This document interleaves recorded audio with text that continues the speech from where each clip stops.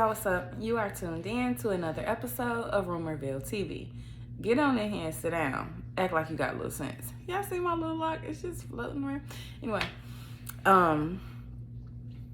let's talk about Monique and DL. So, I don't really like Cory Holcombe. I don't find him that funny.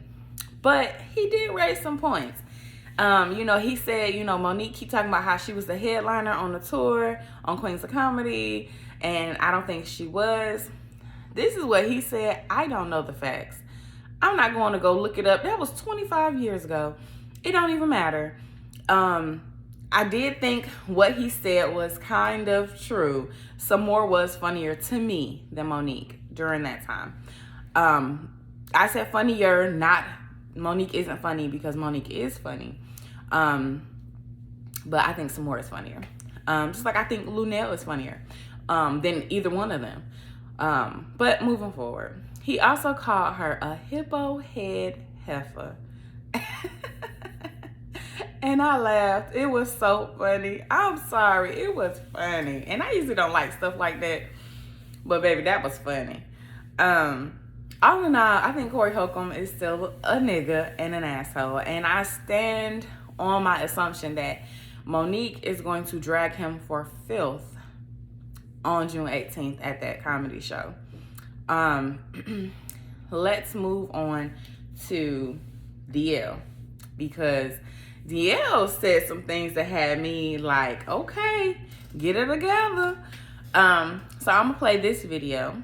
That was Faith Evans, You Used to Love Me. So I know that I said that I had done all I could here about this whole Monique situation, but over the weekend, her and her husband released a video where I was doing an interview and I detailed my daughter's sexual trauma. Monique has taken that video and perverted it for her own uses. She's decided to add her own narrative. I will only say this, and I'm answering this now in response to a request from my daughter, who of course, over the weekend was crying, of course, having her trauma, tried it out in front of the world in a situation she had nothing to do with, that doesn't have anything to do with a contract, would be traumatizing to anybody, particularly when it's from somebody who claims to love us for real. But she proceeded to talk about how I let a man touch my child, which nothing could be further from the truth. They were both 13 years old. They were friends that had grown up together. She told me about it years later, and when she told me about it, I, and this is something I lament to this day, denied that I said, well, that's what kids do. Now, that was my estimation of it. It was not her interpretation of it. She was hurt by that. And I will never forgive myself for not, A, believing her, and B, handling it the way I did. But for Monique, A, to put a man in that room, which never happened, and B, to bring up sexual trauma in an argument that has nothing to do with what you're talking about, is unconscionable. My daughter Tyler addressed it, my daughter Ryan addressed it with her in a letter. And the thing that I was most proud about in the letter is not only that she held her head high, because she's supposed to. The other thing is, she said there are legitimate things you could have gone after my father about, because my children know exactly who I am. They know that I'm not perfect. They know that I'm flawed. And none of them would have a problem with you assailing things that are really true. But you and your husband putting a man in my daughter's room, and that is not what I said, and weaponizing it and using in a trite argument shows exactly how low you are. You are a monster. You literally are. You didn't play Precious. You didn't play Precious's mother. You let her out. You stopped pretending to be human, and you won a role for being you won a Oscar for being exactly who you are. Who says they love women and are there for women and protect the babies and would trot out someone's sexual trauma just to use in an argument? I don't know anything about you. I know that what happened to you when you were a child, what happened to you when you were growing up, those things are traumatic to you, and I would never bring them up. Never. It would never occur to me to do it, because that's not where I live. That's not what I do. You have had this argument or this show be about everything. It was about a contract. It was not. It was about an insult on the radio station, on my radio station. The question never aired. You know it never aired, and you continue to have this. And then you have the temerity to answer my daughter's letter with an invitation to come on my show. I will never let you on my show. Never. You will never talk to my children. I will never have anything to do with me. You do not exist. Maybe leaving my children out of your mouth will leave you room for the food you love so much. Look, you can continue to do whatever you want to me. That is fair game. I'm in this business. For you and your husband to continue to do things like this, you have already, first it was a contract. You've attacked everything. The dog, my wife, now my children. Enough. Enough. You do not exist to us. You don't get to break my family. You don't get to do that. I don't know if you ever had a man who loved you as much as I love my children. I don't know if you've ever had anybody who's standing in your stead, because the man next to you damn sure ain't doing it. All he's doing is wrecking what's left of the rubble of a career that you're pretending to build, trying to build back. Leave my children alone. Stay with me and we're fine. You're a horrible woman. You love women like Ike loves Tina. Now, that girl over there, who I shouldn't call you a girl, this woman over here, you know one thing for sure. I love you. And I'd never let it. And I'm your daddy for real. And you don't have to pay me for it. One day, I hope that you're happy and you can stop being such a miserable, low human being. Maybe one day, you will get to be as small as you often act. That's a little note from the GED section. We got the Jazz Report coming up in 15 minutes. It's the D.L. Hughley Show. Hey y'all, what's up? You are tuned in to a new episode of Rumorville TV. Get on in here and sit down. Act like you got a little sense. Now, this Monique and DL shit is just spiraling. Monique then drug his daughter into it, talking about DL not being a good father. And it's getting spicy, honey. Okay, so DL is saying that his daughter was 13 when this happened, or he called it a trauma.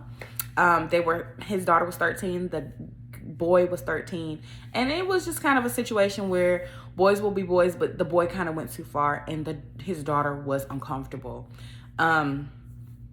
And so she brought it up to her dad, and her dad was just kind of brushed it off like kids will be kids, but it actually was a traumatic situation for her. Now, I have an unpopular opinion, and we could tussle in the comments, of course, if you like. So, two things. One, I don't think that family is within the limits of an argument when you're arguing with somebody. I don't think that's true. I think you should keep people's families separate when you're arguing with them. And yeah, like I'm a mature arguer. Like, if we gonna argue, like some of y'all in my comments, if you're gonna jump in my comments and talk shit to me, then you just talking shit to me. I'm not gonna talk about how your granny is bald-headed and your uncle got one eye. I'm not talking about that. I mean, that might be going on, but I'm not gonna tell the world that that's what you got going on. At the same time, DL brought this up in an interview, so it's kind of like you opened up, it's free game. You get what I'm saying? Like, it wouldn't be free game if some of y'all that was in my comments, if I went to like y'all profile pictures, like on social media, and started talking about your nappy head grandma sitting in a recliner on Mother's Day. See, that would be wrong. That's wrong. But if your nappy head grandma in your profile picture in the comments where you talking shit about me, see, that's not wrong.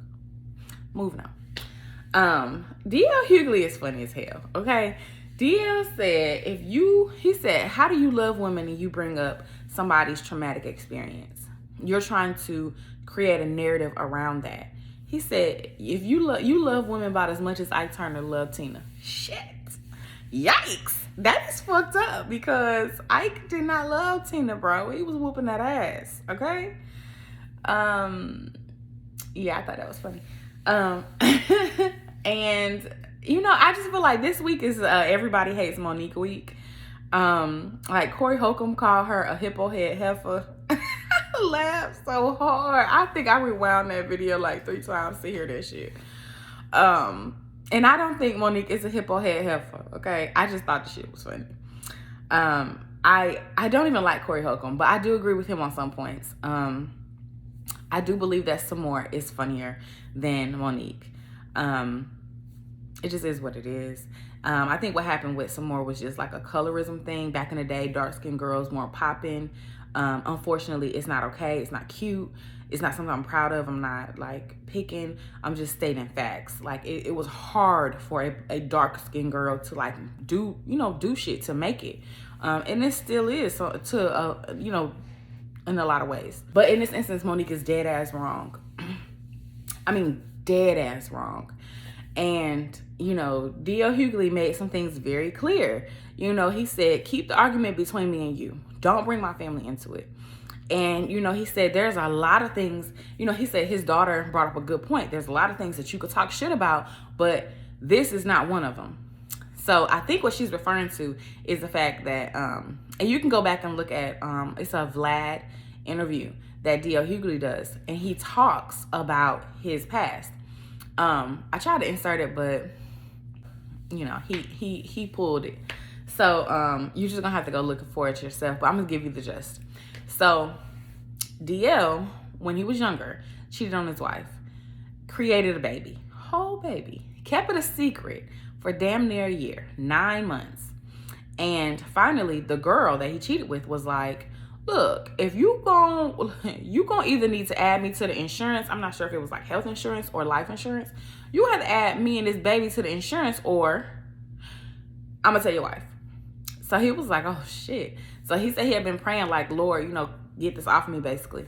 And nothing was happening. I mean, it's whole baby. So he ended up, just saying like, okay, I'm gonna tell my family on Sunday. It was like Easter weekend. He was like, I'm gonna tell my family on Sunday, just have one good, family outing, family vacation, just one good family moment. And then I'm gonna tell my wife, because he knew that telling his wife would be the end of their marriage.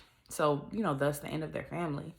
So, he had a show that Saturday night. He went to the show. He said he got a call from one of his homeboys, and his, telling him that the baby that he had with his outside child was in the hospital, and they didn't think the baby was going to make it. So he's like, what the fuck? So he goes to the hospital, sees the baby, and soon after, the baby passes.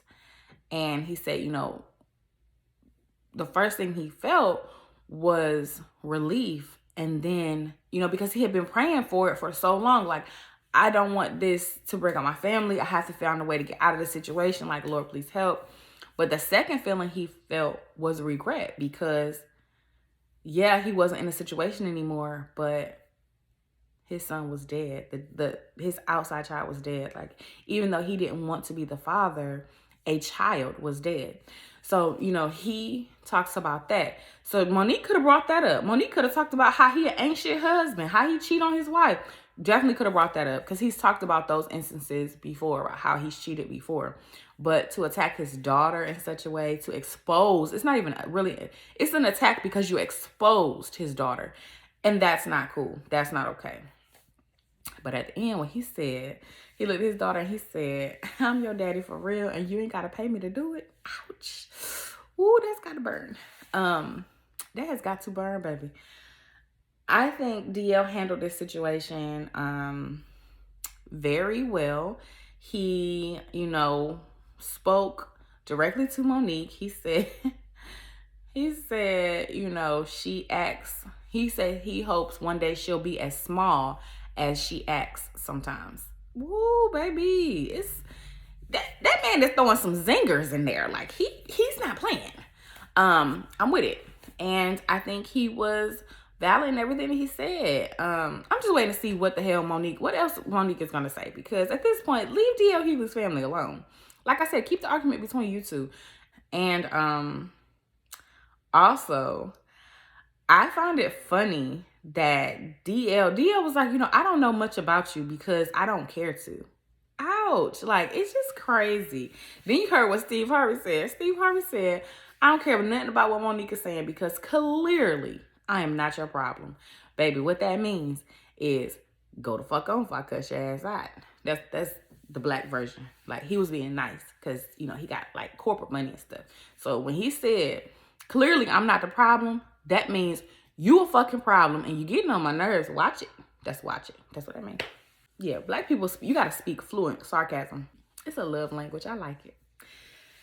Anyway, drop down in the comments. Tell me what you think about this. Like this video, share this video, of course, and subscribe so that every time I upload, you can be notified and you can meet me right back here. And before you know it, we're going to be the best of friends. Until next time.